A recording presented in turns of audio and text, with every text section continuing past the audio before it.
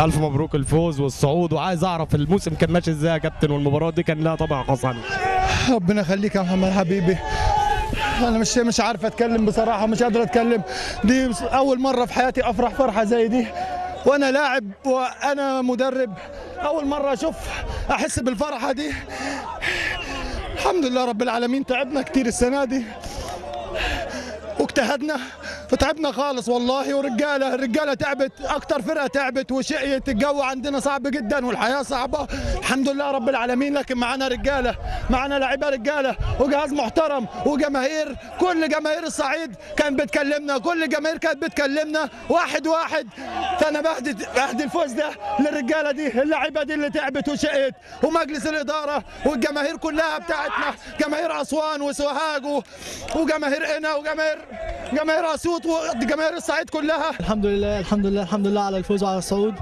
والله عايز اقول لك حاجه، احنا من اول السنه تعبانين جدا، والحمد لله ربنا كاتب لنا الصعود، واللعيبه دي كلها رجاله، ومجلس الاداره رجاله، والجهاز الفني رجاله. الحمد لله تعبنا، الحمد لله تعبنا يعني. الحمد لله ربنا كلل جهودهم، السنه كلها تعبوا وكانوا الاول في المجموعه من اول بدايه الموسم، والحمد لله وربنا كلل جهودهم وفازوا وعملوا مباراه ممتازه. وبشكركم على تشريفكم لينا، ويعني سلطتوا الضوء على برنامج اصل الكره، سلطتوا الضوء على الدرجه الثانيه. ما فيش كتير يعني بيساندنا، ما فيش يعني برامج كتيره بتلقي الضوء علينا. والله انتم من الناس المحترمه، مش كابتن محمد باهي، وبشكر كابتن محمد باهي طبعا على دعمه ومساندته وكلامه كويس في حقنا.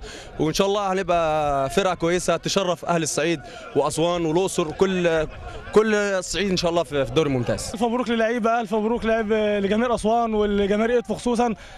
والله الحمد لله على كل شيء. احنا تعبنا وده مجهود سنه كامله، تعب من اول يوم لعيبه اجتهدت ولعيبه تعبت واصرت من اول يوم ان احنا في الممتاز، والحمد لله حققناها.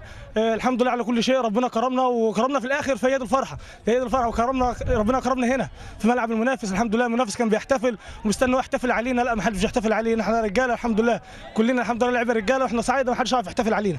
كلمه لازم تتقال، يا رب لك الحمد كما ينبغي لجلال وجهك عظيم. الحمد لله الحمد لله، فضل من الله ونعمه. ربنا كرمنا وكلل مجهودنا، تعبنا من 21/7 بقرار من المهندس ناجح فرغلي رئيس مجلس الاداره. الراجل كان عنده ثقه في شخصي الحمد لله ان انا ممكن ابقى مدير فني في اول سنه ليا، فالراجل مجلس الاداره دعم القرار الحمد لله.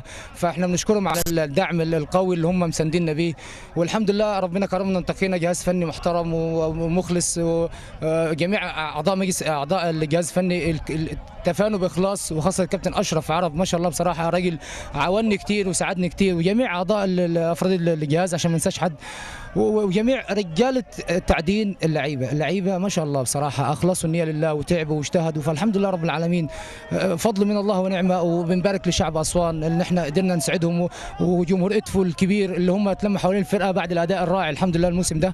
فالحمد لله بنقول لهم مبروك، وان شاء الله بقاء فريق اسوان في الدوري، يبقى فرقتين اللي في محافظه اسوان في الدوري ان شاء الله. ومبروك الصعود، بس ماذا بعد؟ يعني مش هنسمح ان احنا فريق النصر التعدين يكون هو الفريق الاخير في الدوري الممتاز الف لاي سبب كان. يعني هنجيب لعيبه، ما يهمنيش الاسماء، انما هجيب جهاز على مستوى عالي من الكفاءه، هجيب لعيبه على مستوى عالي من الكفاءه، بحيث ان انا ابقى في منطقه دافيه، او ما ابقاش الاخير او ما اسقطش من اول سنه اطلع فيها الدوري الممتاز. يعني ايه رايك في المباراه وجو الكره في مصر في مباراه الصعود؟ حضرتك شفتها ازاي النهارده؟